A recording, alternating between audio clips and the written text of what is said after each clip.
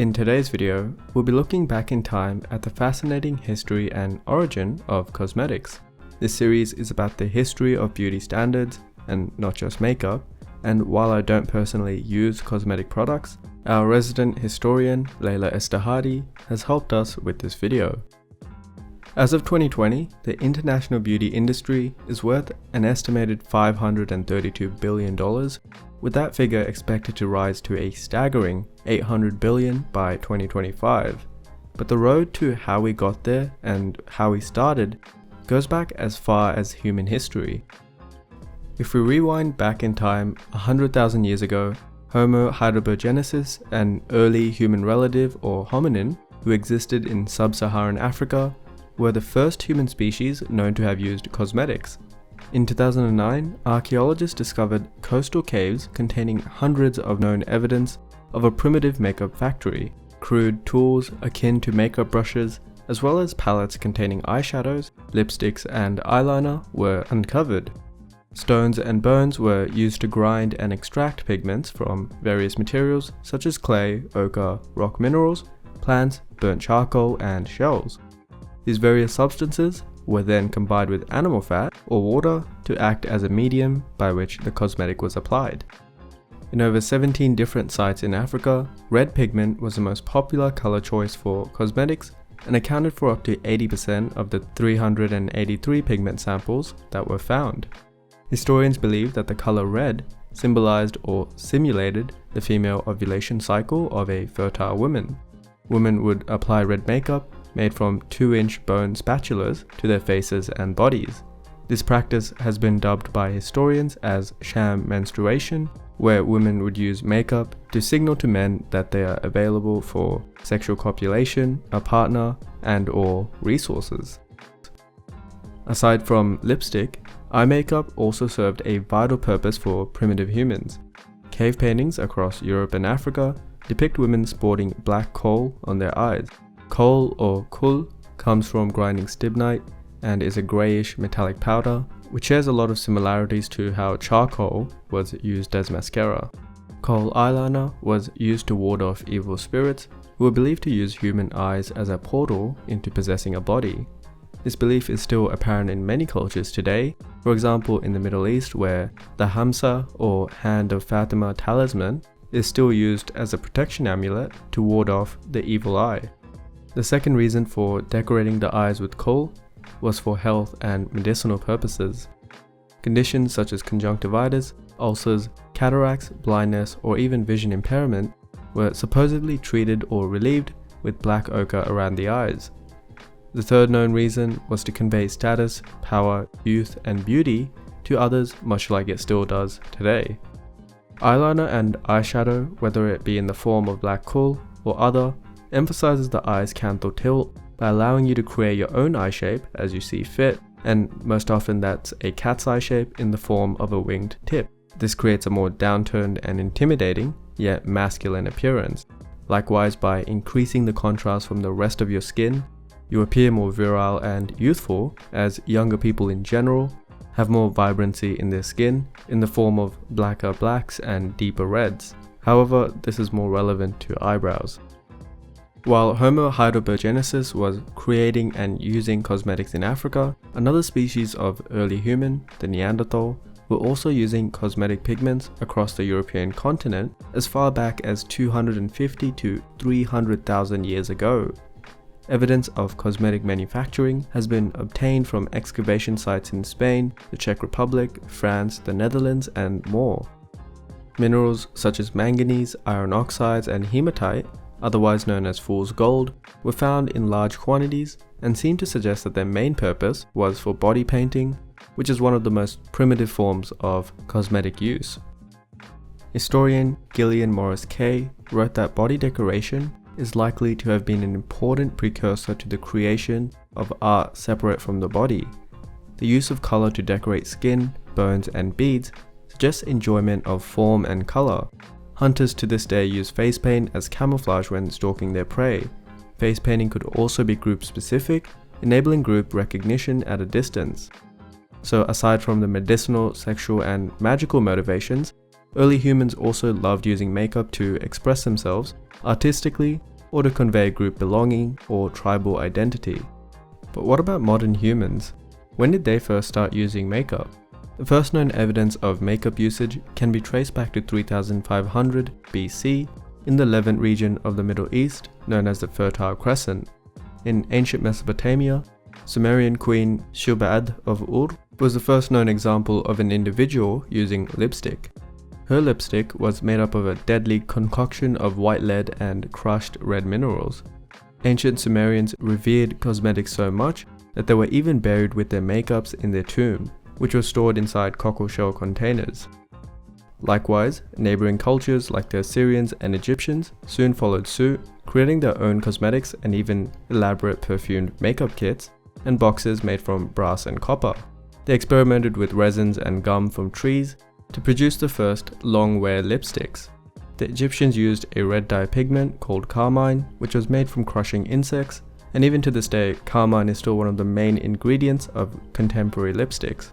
It often shows up in the form of cochineal extract or natural red 4. The aesthetic reasons for why we use lipsticks should be pretty clear.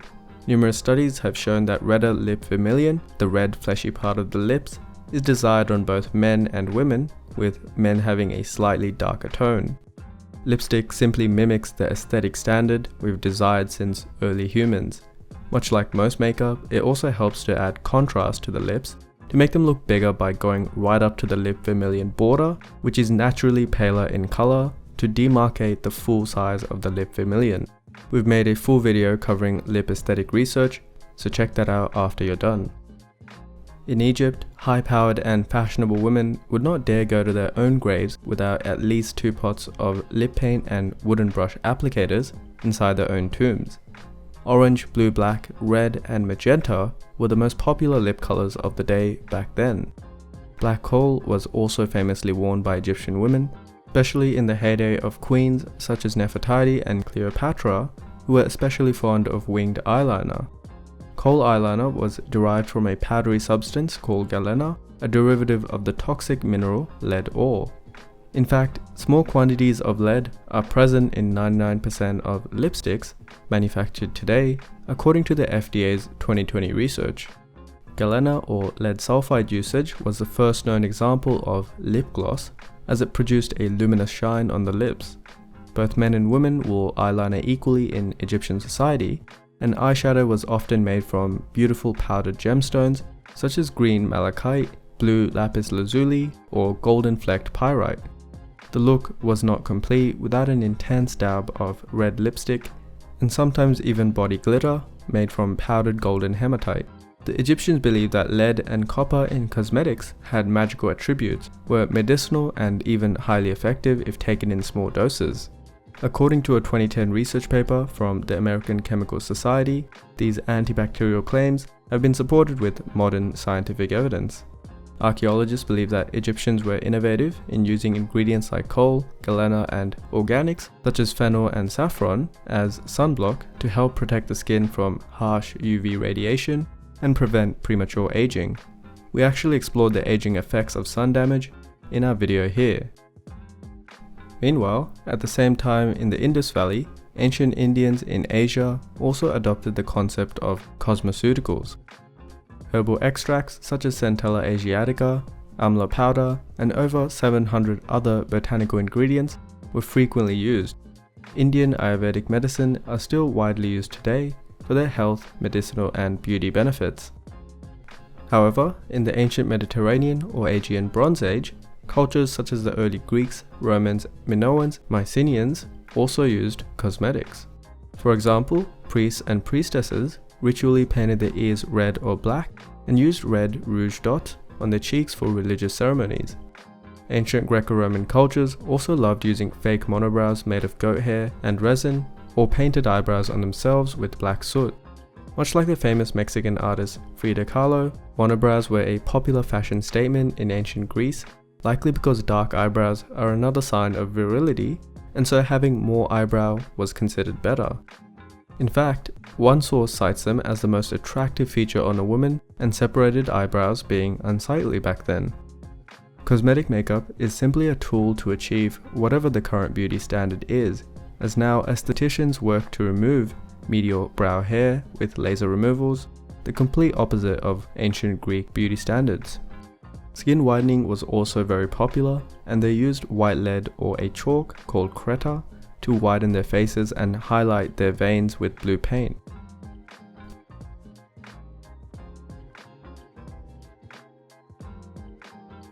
Much like the Egyptians, ancient Aegean people adopted the usage of cosmetics in their funerary or burial practices.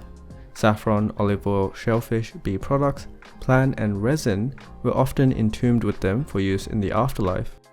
Likewise, in ancient Japanese and Chinese cultures, women also preferred skin whitening with white lead or rice powder to appear fairer, while also using red rouge on their cheeks and painted their eyebrows and their teeth in black.